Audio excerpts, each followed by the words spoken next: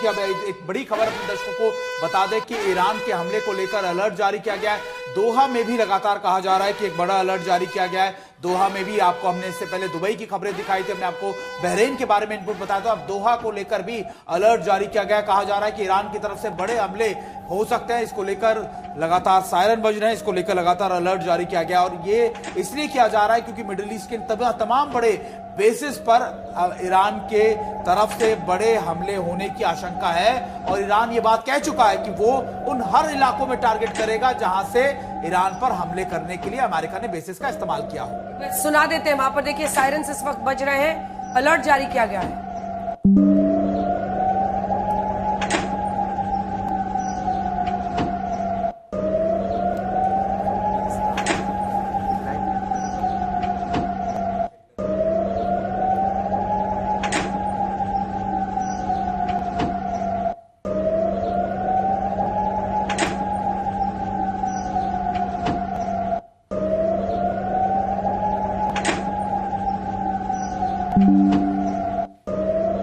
Group captain MG Augustine Vinod इस वक्त हमारे साथ जुड़ रहे हैं और ड्रोन्स और मिसाइल से जो इस वक्त अटैक कर रहा है ईरान, दोहा से लेकर दुबई, उस पर सर मैं ये तस्वीरें अगर आपके सामने टेलीविजन स्क्रीन हो आप देख पा रहे हो, किस तरह से इसे देखें?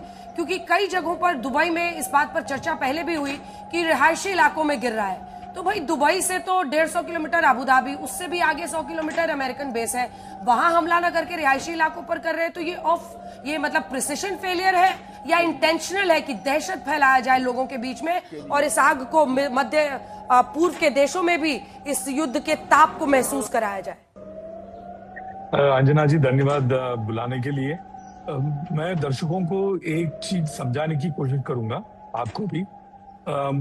आप अगर नॉर्मल वॉर की तरफ देखते हैं, जैसे कन्वेंशनल लड़ाई की जाती है, जिसकी वजह से मैंने ये इमेज मेरे पीछे लगाया हुआ है।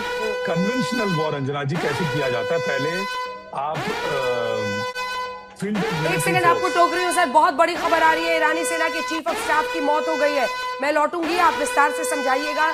लेकिन अमेरिका इजराइल हमले में जान चली गई है ईरानी सेना के चीफ ऑफ स्टाफ की अब्दुल रहीम मौसावी की मौत हो गई है।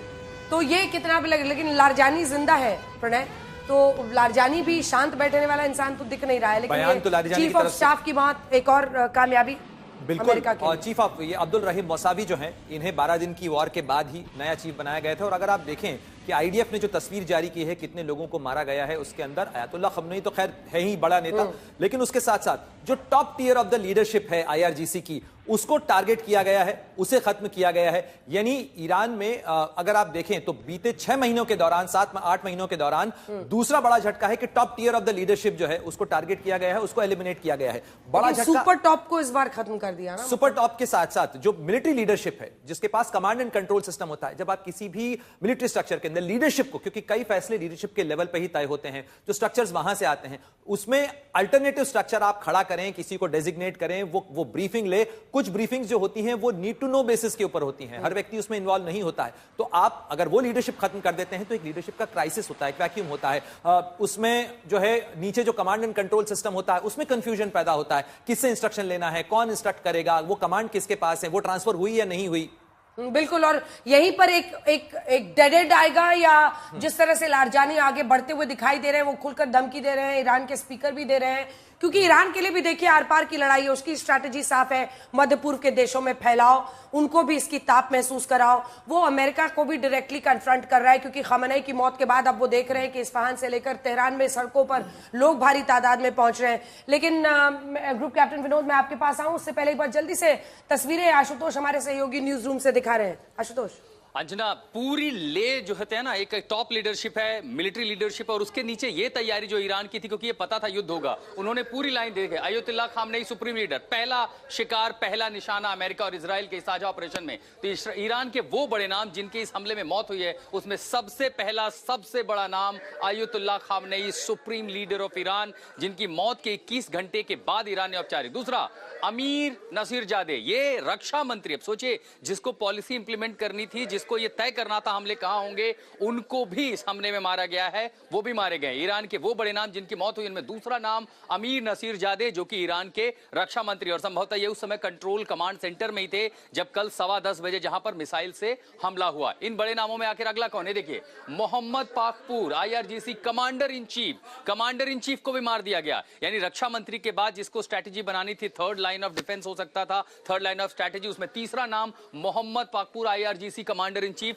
इनको भी मार गिराया गया। और इसके बाद चौथा नाम अली शमखानी, रक्षा परिषद के मुखिया, जो सिक्योरिटी काउंसिल है ईरान की, जो पूरे फैसले लेती है, उन फैसलों में रणनीति बनाती है, उसके मुखिया, पूरी की पूरी कैबिनेट, आप कहिए कि कैबिनेट के मुखिया होंगे सिक्योरिटी काउंसिल के, अली शमखानी, इनको भी मारा गया। जो 7 नाम सबसे पहले सामने आए थे, उनमें चौथा सबसे बड़ा नाम, पांचवा Saleh Asadi, joint military emergency command के खुफिया चीफ, खासकर जब सिविल अनरेस्ट होता है जिसकी सबसे बड़ी जिम्मेदारी होती है, और उसके बाद युद्ध की स्थिति में इंटेलिजेंस नेटवर्क से लेकर के स्ट्रैटेजी बनाना, Saleh Asadi joint military emergency command के खुफिया चीफ, ये भी मारे गए। छठवां नाम Mohammad Shirazi, military bureau head, military command खासकर जिसकी सबसे बड़ी जिम्मेदारी होगी, वो भी मारे गए। छठवां नाम कौन? Mohammad Shirazi, military bureau head. ये ईरान के वो बड़े चेहरे हैं जो इजराइल और अमेरिका के साझा ऑपरेशन मारे गए। अगला नाम हुसैन जबल अमिलियन, चेयरमैन SPND।